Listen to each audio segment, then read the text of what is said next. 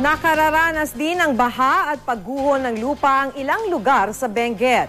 Abot hanggang bubong na ang tubig sa Barangay City Camp Lagoon sa Baguio City na nasalanta na rin noong manalasa ang habagat. Makibalita tayo kay Haji Rieta. Haji?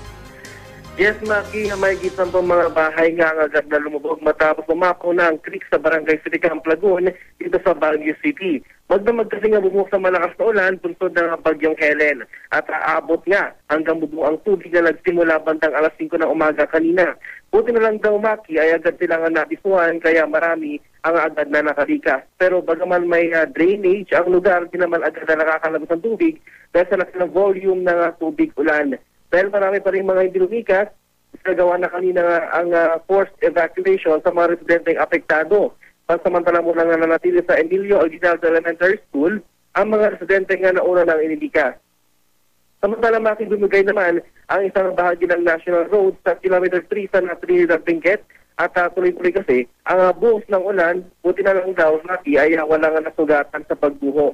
Sa ngayon ay isang lane muna ang bukas sa mga motorista na dumadaan sa nasabing kalsada.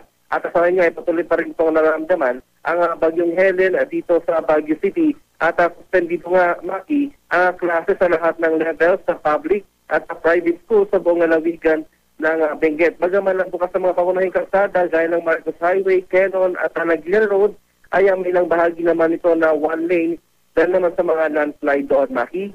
Maraming salamat sa iyo, Haji Rieta.